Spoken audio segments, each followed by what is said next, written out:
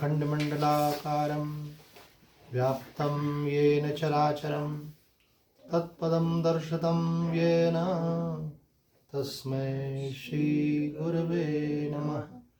भवतापप्रणाशिन्ये आनन्दघनमूर्तये ज्ञानभक्तिप्रदायिन्ये मातस्तुभ्यं नमो नमः। नारायणं नमस्कृत्य नरं चैव नरोत्तमं देवीं सरस्वतीं व्यासं ततो जयमुदीरये। आइए प्रेम से भगवान का नाम लें। जय जय अम्बे जय जगदम्बे, जय जय अम्बे जय जगदम्बे, जय शिव शंकर बम बम हर हर, जय शिव शंकर बम बम हर हर। जय जय राधे जय श्री कृष्ण, जय जय राधे जय श्री कृष्ण, जय सिया राम जय जय हनुमान, जय सिया राम जय जय हनुमान, श्री राम जय जय राम, श्री राम जय जय राम। सच्चिदानंद भगवान की जय। धर्म की जय हो, अधर्म का नाश हो, प्राणियों में सद्भावना हो, विश्व का कल्याण हो, गौ माता की रक्षा हो, सनातन धर्म की जय हो। हर हर महादेव। श्रीमद् भगवत गीता के 6वें अध्याय का हम लोग मनन कर रहे हैं, जिसके अंतर्गत हमने कल ज्ञान की 7 भूमिकाओं की चर्चा भी की थी कि ये क्रम विकास है साधना का, और वास्तव में ये सभी लोगों को योग वशिष्ठ नामक ग्रंथ है। गीता प्रेस से उसका जो है अंक प्रकाशित हुआ है वो काफ़ी संक्षिप्त हो जाता है। ऑलमोस्ट मैं सोचता हूँ 1/4 लगभग उसका कंटेंट हो जाता है। वो पढ़ना चाहिए। और इन 7 भूमिकाओं को जो विस्तार से बताया गया है, क्योंकि एग्जैक्टली हमारी लोकेशन क्या है, किसमें, आध्यात्म में। हम खड़े कहाँ हैं, धर्म में, आध्यात्म में हमारी उन्नति कितनी हुई है। तो हमको अपने पे फिर हंसी आने लगेगी, अरे हम तो अपने को कुछ समझते थे, हम खड़े कहीं हो रहे हैं, है ना। जैसे 3 दृष्टियाँ होती हैं एक दृष्टि होती है कि जिस दृष्टि से हम अपने को देखते हैं, एक दृष्टि होती है दूसरे हमको देखते हैं। एक अपना मूल्यांकन हम करते हैं, बोले मैं तो ऐसा हूँ भाई ना, ऐसा हर व्यक्ति अपने को शाना समझता है कि मैं तो ऐसा हूँ और एक ये होता है कि आपके आसपास के लोग आपको कैसा समझते हैं। अब आसपास के लोग आजकल बड़े चालाक हो गए, है ना। उनको मालूम है कि किसी की अपन प्रशंसा करते रहो तो वो व्यक्ति अपने काम आएगा, और जहाँ उसका दोष दिखाया है तो बोले फिर वो हाथ खींच लेगा। तो वो आपको गलत फहमी में रखते हैं बहुत ऐसे, अरे आप तो बहुत बड़े गुरुजी हो, आप तो बड़े ब्रह्मज्ञानी हो, और आप तो बड़े भक्त हो, और आपके हाथ में तो ऐसी कला है, ऐसा आपके अंदर योग्यता है। तो आपको क्या होता है, थोड़ा भाव मिलता है ना, इसको बोलते हैं ईगो फुलफिलमेंट ऐसे। तो आदमी को देखो ये आदमी मेरी वैल्यू कर रहा है, तुम मुझको समझ पाए दुनिया के लोग कोई समझ नहीं पाए, जिसने प्रशंसा करी होगी है, ये देखो ये मेरी वैल्यू कर रहा है, ये मुझसे वास्तव में प्रेम करता है। अब आपको मालूम नहीं है, बोले क्या अब तो बताओ क्या बनाए तुम्हारे लिए, क्या व्यवस्था करें। तो बढ़िया से बढ़िया करेगा ही, क्योंकि खुश हो गया वो। पर वो जानता है कि आपका रिमोट उसके पास है, वो प्रशंसा करके केवल आपका फ़ायदा ले रहा है, और आप समझदार नहीं हो, आप बेवकूफ़ हो, क्योंकि उसके रिमोट से आप ड्राइव हो रहे हो। आपका अपना खुद का अपना विवेक नहीं है। ये बात मान के चलो, जब भी कोई आपकी विशेष प्रशंसा करे तो समझ लेना कोई ना कोई दाल में काला है, नियम है ऐसा। तो क्यों आपकी इतनी प्रशंसा करने लगा। हर व्यक्ति के पास अपना ईगो है, जो अपने को श्रेष्ठ मानता, तो वो आपकी को प्रशंसा करने लग गया, क्योंकि उससे कोई काम उसको सीधा करना है आपसे। और तीसरा होता है कि न वो अपने आपको जानता है, न आप अपने को जानते हैं। जानने वाला केवल भगवान है। भगवान की नज़र में आप वास्तव में जो हो वही हो। और कुछ हद तक अगर अपन बोलें तो जो निरपेक्ष हैं, स्वार्थ से रहित हैं, जो महापुरुष हैं, ज्ञानी हैं, भगवान के परम भक्त हैं, जिनको आपसे कोई प्रयोजन नहीं है, वो जो है निस्वार्थ भाव से आपका सही आकलन करते हैं। और वैसे तो वो बोलते भी नहीं है किसी को, क्यों बोलेंगे भाई, किसी का दिल दुखाएंगे क्यों। बुरा जो देखन में चला तो बुरा न मिलिया कोई, तो बोले भाई हम दूसरे को क्या बुरा देखें, अपने अंदर ही कितनी बुराई है, तो वो तो बोलते भी नहीं है। पर यदि हम थोड़ा सा उनके साथ जुड़ करके अपनापन दिखाएं और अपने प्रति अनुसंधान का पक्ष उनके सामने रखें, हमें अपने बारे में कभी ऐसा लगता है, कभी ऐसा लगता है, हमारी वास्तविक स्थिति क्या है हम कुछ समझ नहीं पाते हैं। तो आपको क्या लगता है, तो कई लोग बोलते हैं हमें कोई कमी हो तो आप बता दिया करो। तो मैंने बोला भाई हम तुम्हारे दोष का को देखें बैठ करके ऐसे। और दूसरी बात है कि कहना सरल रहता है कि मेरे में कोई कमी हो तो बता देना, जैसे ही कोई व्यक्ति आपकी कमी बताएगा वैसे ही आपका ईगो हर्ट होता है। ये जो अपन श्लोक बोलते हैं ना, ओम सहनावतु सहनो भुनक्तु सह वीर्यम करवावहै, वहाँ का माद विद विषावहै, ये गुरु शिष्य साथ में बोलने वाला श्लोक है। शिक्षक और विद्यार्थी दोनों को साथ में बोलने वाला श्लोक है। तो माँ विद विषावहै का अर्थ है कि हमारा परस्पर द्वेष नहीं हो, ये शांति पाठ है। तो वो गुरु जी का शिष्य के साथ द्वेष काहे को होने लगा। गुरु तो निरंतर शिष्य का हित चाहता है, और शिष्य जानता है कि गुरु मेरा कल्याण करना चाहते हैं, तो द्वेष क्यों होगा। लेकिन होता है इसलिए है कि एक मनुष्य की बहुत बड़ी कमजोरी है कि उसकी कोई कमी बता तो उसको बुरा लगता है, ऐसा उसका ईगो हर्ट होता है। और जो साधक होता है, मुमुक्षु होता है, वो तो चाहता है कि भाई मेरी कमी मुझे मालूम पड़े तो मेरी प्रोग्रेस होगी, मैं उसको ठीक कर सकूँगा। तो जब गुरु शिष्य को उसके दोष नहीं बताए और उसकी प्रशंसा करे तो समझना कि उसका पतन होने वाला है। ऐसे सुंदरकांड में भी एक चौपाई आती है कि जब मंत्री वैद्य ये आपको सही सलाह नहीं दे तो समझ लेना कि ये आपका अहित करने वाला है। वैद्य आपकी बीमारी नहीं बता रहा आपको, वकील आपको सही सलाह नहीं दे रहा है, मंत्री राजा को सही सलाह नहीं दे रहा है, इसका मतलब क्या हुआ कि वो चापलूसी कर रहे हैं ऐसे। तो आपको क्या करना चाहिए कि अपने आप को ओपन रखना चाहिए। ऐसा कोई अगर आपको कोई जैसे बोला ना, बेटा यहाँ ये देखो क्या लगा हुआ है गाल के ऊपर, तो आप उसको कांच में जाके देखते हो, फिर पूछ लेते हो थैंक यू आपने बता दिया, नहीं तो हम तो कार्टून दिखते ऐसे हैं। तो थैंक यू करते हो ना, कोई आपको बता दे कोई गलती आपकी तो, और वो बोलो ये कैसा, ये तो आपने उल्टा पहन लिया है ना, अरे ऐसा क्या, चलो ठीक है, नहीं तो अभी हम ये उल्टा पहन के निकलते सब लोग देखते ऐसे, तो आप उसको थैंक यू बोलते हो। ऐसे ही आपके व्यक्तित्व में, आपके स्वभाव में है ना, आपके सोचने में अगर कोई कमी है तो वो आपसे जो ज़्यादा समझदार है, विवेकी है, वही व्यक्ति बता पाएगा। और वो बताए और आपको बुरा लगे तो फिर क्या होगा, वो बताना बंद कर देगा, अरे भाई को बुरा लग गया, सॉरी मेरा ऐसा मतलब नहीं था। हमारा एक बहुत अच्छे ज्ञानी साधक जिनका शरीर पूरा हो गया, दादा लालचंद जी, एक बार गार्डन में से घूम रहे थे तो कोई व्यक्ति आया, तो उसकी आंखों से लगा कि परेशान है। बोले क्या बात है आप परेशान लग रहे हैं। बोला हाँ कलयुग है, संतानें ऐसी हो गई हैं, हमने अपने माँ बाप की इतनी इज्जत की थी, हमारी औलादें देखो हमारे साथ कैसा व्यवहार कर रही हैं, ये करें। तो जो एक बार शुरू हुआ तो वो 15-20 मिनट तक अपने बच्चे की बुराई करता रहा।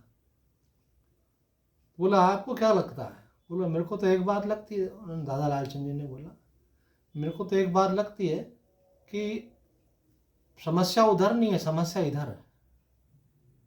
बोले क्या मतलब। बोले समस्या बच्चों की तरफ नहीं है, समस्या माता पिता में है। बोले क्या समस्या है मुझ में। बोले मैं आपकी बात नहीं कर रहा हूँ, मैं तो जनरल बात कर रहा हूँ कि हम उनसे अपेक्षा ही क्यों करते हैं। हम उनसे अपेक्षा ही नहीं करेंगे तो हमको बुरा भी नहीं लगेगा और दुख भी नहीं होगा। तो उन्होंने कहा उल्टी बात कर रहे हो आप, मेरे बेटे का पक्ष लेने लग गए। बोला नहीं मैं पक्ष नहीं ले रहा हूँ। बोला नहीं मैं समझ में आ रहा है क्या, मेरे को अकल नहीं है क्या, आप क्या बोल रहे हो ऐसे। बोला नहीं आप तो बहुत समझदार हो और आप बिल्कुल सही कह रहे थे, मेरे शायद समझने में कहीं गलती हुई। बिल्कुल ठीक। बोले वही तो मैं बात बोल रहा है। मैंने कहा आप निर्णय गलत कैसे ले लिया आपने। तो तुरंत उन्होंने अपना पासा बदल दिया। उन्होंने कहा ये आदमी समझने वाला नहीं है, इसको समझाने जाएंगे तो उल्टा हमसे नाराज हो जाएगा। इसका नाम है संसार। संसार में आप चापलूसी करो तो सामने वाला खुश, और दोष बता दो तो नाराज। लेकिन गुरुजनों का काम ये नहीं रहता। गुरुजन जो है आपके हितैषी होते हैं, और दूसरा उनको कोई स्वार्थ नहीं होता, इसलिए वो डरते भी नहीं। संसार का व्यक्ति बोलेगा मेरा स्वार्थ कैसे सिद्ध होगा, नाराज हो जाएगा ऐसे। तो अपनी वास्तविक लोकेशन क्या है, ये बहुत इंपॉर्टेंट है, क्योंकि ये प्रश्न हमने 100 से अधिक महात्माओं से पूछा था कि महाराज जी हम इतने सालों से सत्संग में लगे हैं, साधना में लगे हैं, कि संत बन गए, तो हम वास्तव में खड़े कहाँ हैं। तो कभी हम अपने अंदर बहुत अच्छे ज्ञान देखने लगते हैं, और कभी लगता है कि जो मूलभूत गुण होना चाहिए हमारे अंदर वो भी नहीं है। तो ऐसा प्रश्न कई साधक लोग भी पूछते हैं हमसे कि स्वामी जी हम 20 साल से लगे हैं, अभी भी हमको कोई बोलता है तो आग लग जाती है कभी किसी बात से, और किसी बात से हमारा मूड खराब हो जाता है।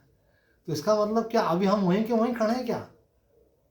और कई लोग नोट्स बनाते हैं, तो वो बोलते स्वामी जी हमको 15-15, 20-20 साल पुरानी डायरियाँ देखते हैं तो लगता है इतनी अकल की बात हम करते थे 20 साल पहले, वही वाली अकल अभी भी नहीं आई हमको ऐसे।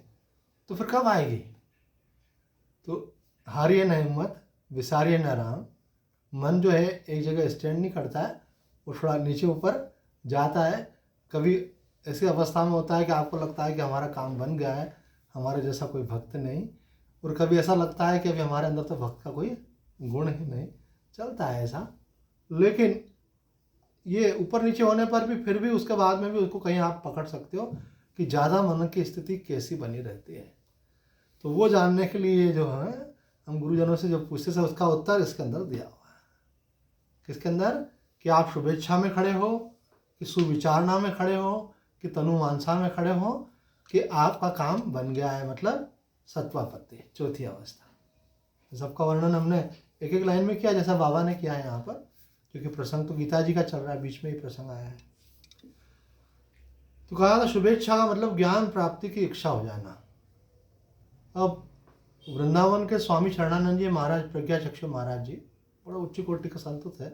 उनकी वाणी के लिए तो रामसुखदास जी महाराज बोलते थे उनकी वाणी पंचम वेद है। तो उन्होंने तो शुभेच्छा की व्याख्या में ये बात कही है कि आपको भगवत प्राप्ति की इच्छा है, इसकी पहचान एक बात से होती है कि अब आपको दूसरी कोई इच्छा नहीं है। बोले दूसरी कोई इच्छा है क्या? बोले हाँ ना, इच्छा है ना हमारी कि अच्छा घर होना चाहिए, अच्छी गाड़ी होना चाहिए, अच्छा स्वास्थ्य होना चाहिए, अच्छी सामाजिक प्रतिष्ठा होना चाहिए, अच्छी हमारी उन्नति होना चाहिए जिस भी क्षेत्र में हमें। तो बोला अभी आपको भगवत इच्छा नहीं है। बोले क्या बात कर रहे हैं? बोले भगवत इच्छा का तो सीधा संबंध इसी से ही है कि आपको संसार की कोई इच्छा नहीं रहे। Very difficult but not impossible. इसका मतलब है कि अभी संसार से वैराग्य नहीं हुआ। अभी आपका एक पैर रस्सी से बांध दे घर में और बोले जाओ जाओ स्वामी जी के पास जाओ, फिर कैसे जाओगे बताओ? पैर तो बंधा हुआ है। तो संसार में राग है आपका, तो परमात्मा की तरफ जाओगे कैसे? तो शुभेच्छा का मतलब है कि अब आपको संसार समझ में आ गया, बस बहुत देख लिया संसार का, खूब मज़ा ले लिया। उन्होंने कल एक बालक का मुझे फ़ोन आया था विदेश से। बोले स्वामी जी मुझे इंद्रियों के भोगों में अब कोई रुचि नहीं रह गई। मन का वेरी गुड, उन्होंने अपना वैल्यूएशन किया, अभी हम भी करेंगे फिर भैया। अभी वो खुद बता रहा है अपनी तरफ से। मैंने कहा ये बहुत बड़ी बात है, अगर ऐसा है तो बहुत बड़ी बात है। मतलब मेरे को लगता नहीं है कि मेरे को कोई चीज़ पकड़ रही है। फिर हमने कुछ चर्चा की जिस फील्ड का, बोले हाँ ये वाली एक कमी मुझे लगती है। मैंने कहा चलो जल्दी से आपने समझ पाया इस बात को। तो मैंने कहा कि जब तक आप ठीक से एनालिसिस नहीं करेंगे अपने, हमारे पूज्य स्वामी कृष्णानंद जी कहते थे कि स्वाध्याय का मतलब होता है धर्म ग्रंथों का अध्ययन करना, गीता, रामायण, भागवत। हम अपने गुरु जी के पास जाते थे ना मिलना, तो हमसे एक क्वेश्चन पूछते थे, उनका वो पेटेंट क्वेश्चन था हमेशा, क्या आजकल क्या चल रहा है। तो जैसे अभी कोई व्यापारी आदमी से पूछेंगे तो वो काम धंधे का बता देगा, और संत से पूछेंगे, साधक से पूछेंगे तो क्या बताएगा। तो उनका अभिप्राय होता था कि आजकल क्या चल रहा है, मतलब आजकल कौन सा ग्रंथ चल रहा है। फिर हम बोलेंगे हम ये ग्रंथ पढ़ रहे हैं, तो बोले उसमें क्या पढ़ा। नहीं ऐसे कोई हवाबाजी नहीं कर सकते, क्या क्या पढ़ा। तो बोला महाराज जी आजकल ये ग्रंथ था। अच्छा थोड़ा बताओ उसके बारे में, आपने व्याख्या पढ़ी ना, क्या पढ़ा उसमें। फिर उसके ऊपर चर्चा करते हैं। तो साधक जब मिलता है तो उससे स्वाध्याय की, उसकी साधना की बात होती है। पर हम कह रहे थे, स्वामी कृष्णानंद जी कहते थे कि स्वाध्याय का अर्थ केवल धर्म ग्रंथों का अध्ययन ही नहीं है। स्वाध्याय का सूक्ष्म अर्थ है स्वयं का अध्ययन, जैसा कि उस शब्द से प्रतीत भी होता है। स्व अध्ययन, स्वयं का अध्ययन करना।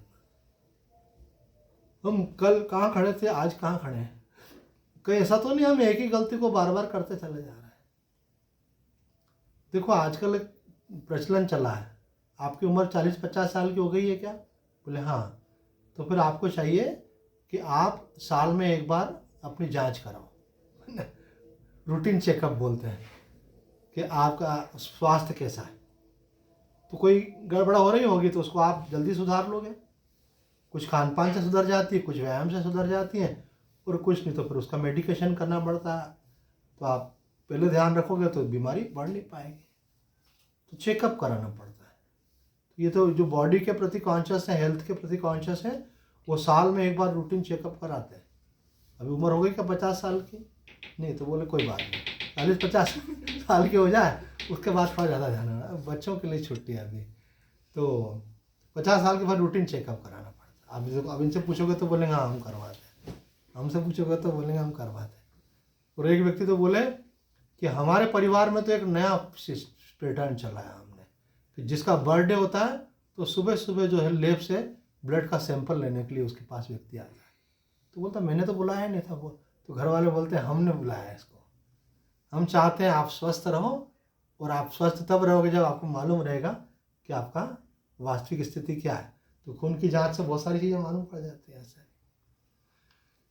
तो जैसे आप बॉडी का चेकअप कराते हो, कभी आपको ख्याल आता है बीइंग ए साधक, ऐसा ख्याल आना चाहिए कि हम अपने मन का चेकअप भी कराएं।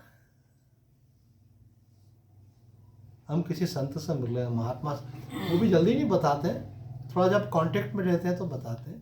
अथवा आपको अपने बारे में बताना पड़ेगा कि इन परिस्थितियों में मैं किस किस ढंग से रिएक्ट करता हूँ। तो फिर वो आपको बताएंगे कि आपकी वास्तविक स्थिति आध्यात्म में कहाँ है।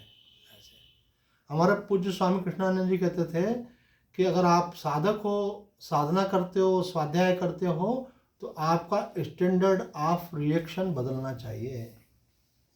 ये एक बड़ा यूनिक वर्ड था स्वामी जी का। क्या बोले थे? Standard of reaction. जैसे किसी ने बोला कि आप बेवकूफ़ हो, एक व्यक्ति को आया क्रोध, दूसरे किसी को बोला कि आप बेवकूफ़ हो तो हंस पड़ा। बोले आपके मूल्यांकन को हम महत्व नहीं देते। ऐसे तो क्या बोला, प्रतिक्रिया अलग अलग हो गई।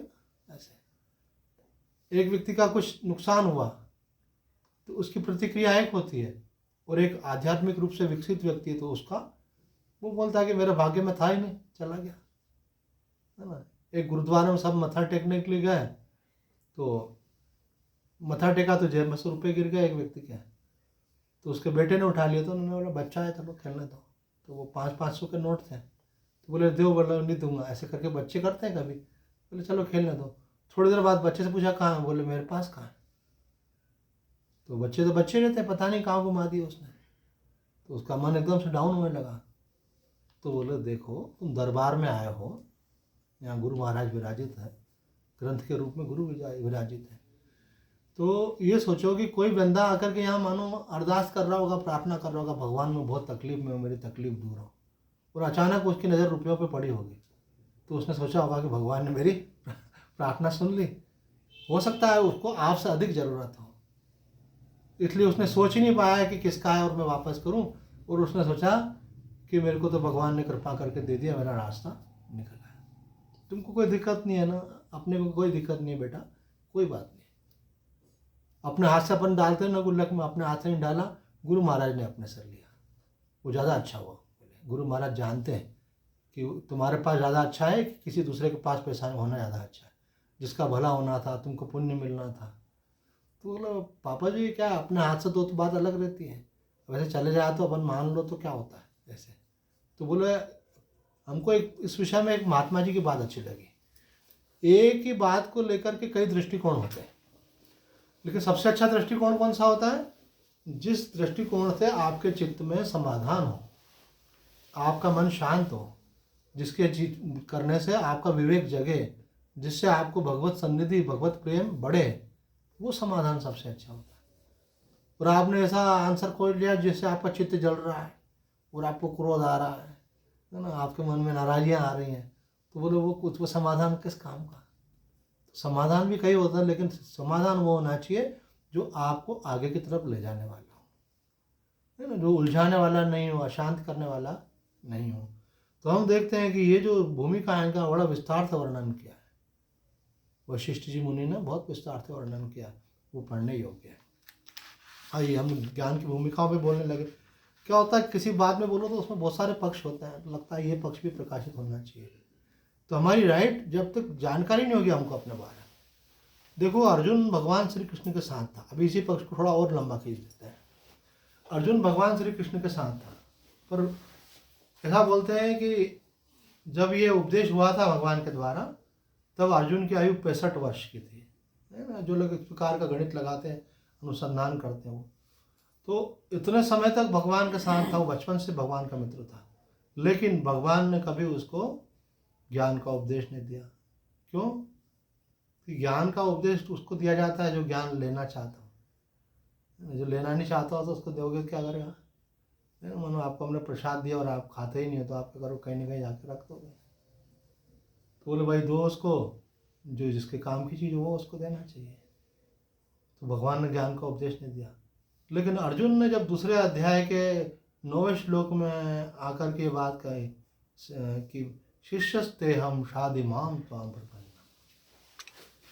कार्पण्य दोषो पहत स्वभाव पृच्छामि त्वां धर्म सम्मूढ़ चेता यच्छेयः स्यानिश्चितं ब्रूहि तन्मे शिष्यस्तेहं शादी माम त्वाम प्रपन्न। बहुत महत्वपूर्ण श्लोक है, सेकंड चैप्टर का 9 श्लोक। चर्चा हम पहले करा है इसकी। तो कहते हैं कि अर्जुन पहले तो अपने दोष को स्वीकार करता है कि मेरे अंदर कायरता आ गई। कार्पण्य दोषों पाता स्वभाव, वो मेरा वास्तविक स्वभाव जो है वो ढक गया है, छुप गया है। शूरवीर था अर्जुन बहुत बड़ा, लेकिन कायरता आ गई उसके अंदर। उसके हाथ से धनुष बाण छूट गया, उसके हाथ पैर कांपने लगे, उसकी आंखों में आंसू आ गए, उसके रोंगटे खड़े हो गए, ये हालत उसकी हो गई। वो खड़ा रहने के लिए योग्य नहीं रह गया, बैठ गया। तो ये लक्षण क्या हो गया, कमजोरी आ गई उसके अंदर। तो बोले मेरे अंदर कायरता आ गई। और पहले अर्जुन समझ रहा था कि मैं जो सोच रहा हूँ वो सही है, युद्ध नहीं करना चाहिए, युद्ध में पितामह को मारना पड़ सकता है, गुरु जी के ऊपर शस्त्र चलाने पड़ेंगे, और सब हमारे आदरणीय लोग हैं यहाँ पे, चाचा हैं, ताऊ हैं, मामा हैं, ससुर हैं, इनके ऊपर कोई शस्त्र चला उचित है क्या? तो युद्ध करना ठीक नहीं है। लेकिन जब भगवान ने उपदेश किया, भगवान ने जब डांट लगा के उपदेश किया कि तुम कायरता कर रहे हो, तो उसको लगा कि मैं कहीं भूल कर रहा हूँ। तो अभी भूल का पूरा स्वीकार तो नहीं हुआ, लेकिन ऐसा मन में आया कि मैं अगर सही होता तो श्री भगवान मुझे क्यों डांटते। भगवान ने तो उसको नपुंसक तक बोल डाला है कि तुम नपुंसक क्यों हो रहे हो, और ये विषम स्थल में तुमको ये इस प्रकार का भ्रम क्यों हो गया। ये तो युद्ध भूमि है, यहाँ तो तुमको शूरवीरता दिखाना चाहिए, है ना। परीक्षा का टाइम आया और बोले क्या स्कूल नहीं जाऊँगा मैं, ये कोई बात है? साल भर पढ़ाई काहे के लिए की है, परीक्षा के समय तो जाना ही चाहिए। बोलो नहीं मैं फेल हो जाऊँगा। अरे भाई फेल हो गए कि पास हो गए, बात ये नहीं है। बात यह है कि तुमको परीक्षा का टाइम, परीक्षा देने जाना चाहिए। अर्जुन को युद्ध का समय, युद्ध करना चाहिए। तो अर्जुन के अंदर जो कायरता आ गई, तो भगवान ने जब डांटा तो उसको लगा कि मैं गलत हूँ। तो उसको एक एंगल से लगे कि गलत कैसे हूँ, मैं पितामह को भी मारना नहीं चाह रहा हूँ, गुरुदेव को नहीं मारना चाह रहा हूँ, इन पे शस्त्र नहीं उठाना चाह रहा हूँ, तो क्या पूरी तरह से गलत हूँ क्या मैं? तो क्या होगा, धर्म सम्मूढ़ चेता, confusion, whether I am right और रॉन्ग, ऐसे। तो ये कन्फ्यूजन होना भी उपलब्धि है। दुनिया में ज़्यादा लोग क्या समझते हैं, I am right, I am always right, है ना। कहते हैं बॉस इज ऑलवेज राइट, जो बॉस में होता है, जो मैंने बोला ना वो सही है, इसी को ईगो बोलते हैं। अहंकारी व्यक्ति जो होता है कभी भी गलती स्वीकार नहीं करता, और विनम्र व्यक्ति होता है ना, वो ध्यान से सुनता है आपकी बात, फिर सोचता है, फिर अगर कोई दोष होता तो ठीक कर लेता, और नहीं होता तो बोले कोई बात नहीं, आपकी दृष्टि से हम गलत हो सकते हैं। और अगर ज़्यादा बार बार सिचुएशन बनती है तो वो दो लोग दूसरों से पूछता है, फिर ठीक है मेरी दृष्टि से तो मैं सही लग रहा हूँ अपने आप को, लेकिन दो लोग और इसके बारे में बताएं। क्यों भैया, अगर ऐसा ऐसा हुआ हो तो कौन गलत है? अब उसने अपनी घटना को अपना नाम नहीं लेकर के सुनाया, नहीं, किसी व्यक्ति ने हमको इस प्रकार से परेशान किया और हमने उसको थप्पड़ मार दिया, तो हम गलत हैं कि वो गलत है? ऐसे तो आप सही हो कि गलत, इसका निर्णय आप तो अपने पक्ष में ले लेते हो, दूसरा व्यक्ति निष्पक्ष होकर के बताता है। तो यहाँ हम देखते हैं कि अर्जुन जो है स्वीकार करता है कि मेरा मन जो है कमज़ोर हो गया है और धर्म के विषय में मैं निर्णय नहीं ले पा रहा हूँ। तो भगवान उसकी तरफ देख के मुस्कुराते हैं। भगवान तो बिना बोले ही बहुत कुछ बोलते हैं। तो अर्जुन को एकदम से झटका लगता है कि मैं तो रो रहा हूँ, तो भगवान मुस्कुरा कर देख रहे हैं। तो उनकी आंखों से वो समझ गया, क्योंकि दोस्त था, कि भगवान ये कह रहे हैं कि तू बोल रहा है कि मुझे बताओ और मैं बताऊंगा, तो तू एक कान से सुनेगा और दूसरे से निकाल देगा, तो क्या मैं फालतू हूँ क्या कि तेरे को सुनाओ? एक साधक ने एक संत से बोला कि आप हमें मार्गदर्शन करें। उन्होंने मार्गदर्शन कर दिया। उसके बाद फिर गुरुजी को बोलता है ठीक है मैं सोचूंगा। तो उन्होंने कहा कि हमको कोई वकील समझ रखा है क्या, सलाह लेके चले गए, जो करना है वो करो। बोले गुरुजी से पूछा इसलिए जाता है, वैसा करना चाहिए। फिर करने का भाव होना चाहिए, नहीं कर पाए वो अलग बात है, अपना मन है, अपनी परिस्थिति है, अपन नहीं कर पा रहे वो अलग बात है।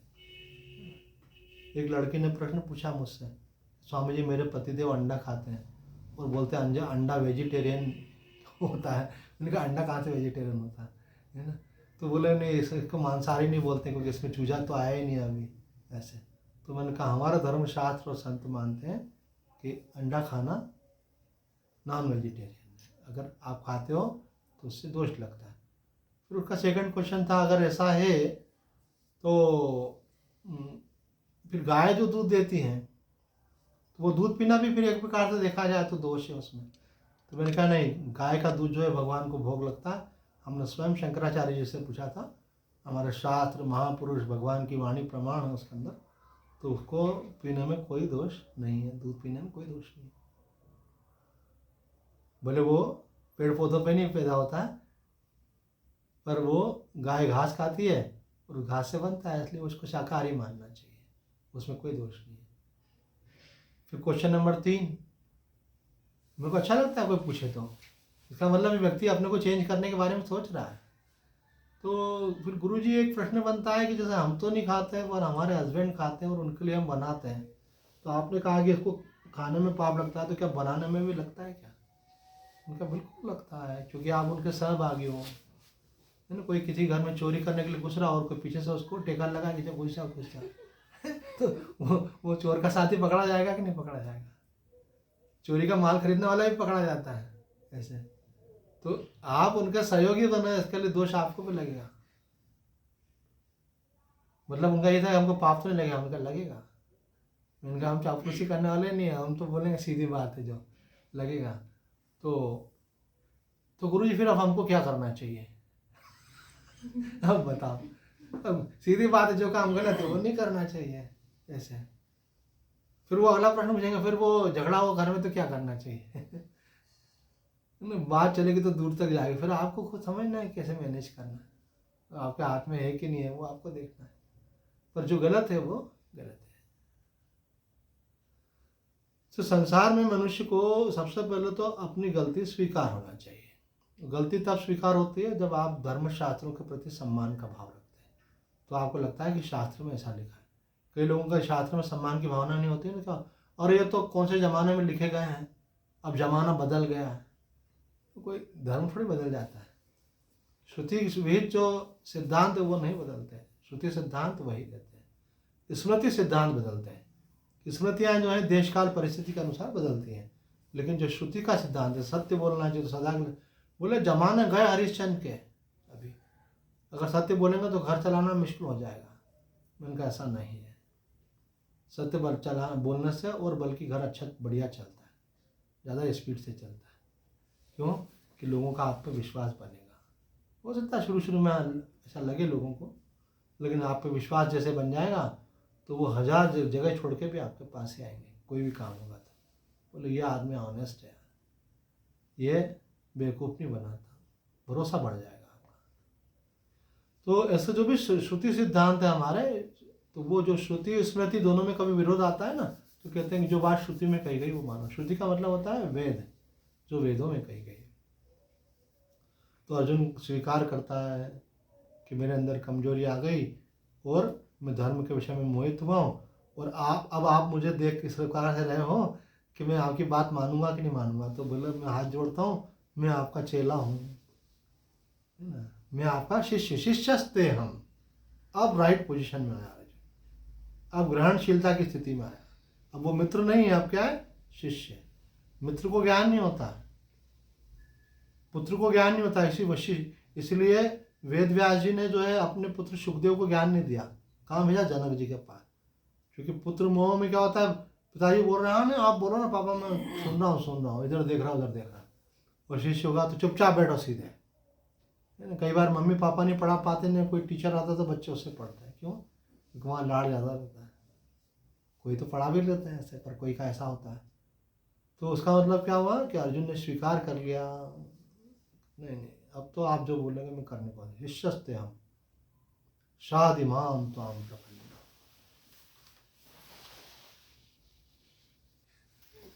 प्रसंग बड़ा सुंदर है, इसलिए हमने 2 मिनट और आगे ले लिया कि अर्जुन भगवान से एक प्रकार से अनुग्रह चाहता है, उनकी कृपा चाहता है कि वो मार्गदर्शन करें। लेकिन अर्जुन को जस्ट फिर नेक्स्ट थॉट आता है कि मैं इतना अधिक कंफ्यूज हूँ कि अगर भगवान मुझे बोलेंगे तो भी मैं वैसा कर पाऊँगा कि नहीं कर पाऊँगा।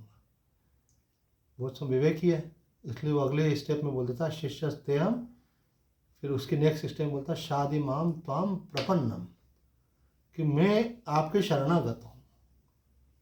भगवान के शरणागत हो गए तो भगवान की जिम्मेदारी हो जाती है अब उसका कल्याण करना। बोले मैं करना चाहूँ अथवा नहीं करना चाहूँ, आप मुझसे करवा लीजिए।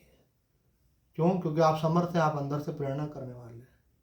तो भगवान के शरणागत हो जाने से फिर भगवान के ऊपर जिम्मेदारी चली जाती है, और उनकी कृपा से फिर अपने आप ही हमारे जीवन में वो चीज़ें होती हैं जो होना चाहिए। हम उनके यंत्र बन जाते हैं, वो यंत्री बन जाते हैं। कल कोई बड़ा अच्छी बात बोल रहा था कि हम भगवान से ये भी प्रार्थना नहीं करना चाहते भगवान जो हमको उचित हो वो प्रेरणा दीजिए, बल्कि हम तो ये चाहते हैं कि भगवान हमें अपना यंत्र बना ले। इटसेल्फ बहुत बड़ी प्रार्थना है ये, कि हमारा ईगो 0 हो जाए और भगवान आपके हम यंत्र बन जाएं, और जैसा आप कराएं वैसा हमारे द्वारा हो। तो आज इतना ही। सच्चिदानंद भगवान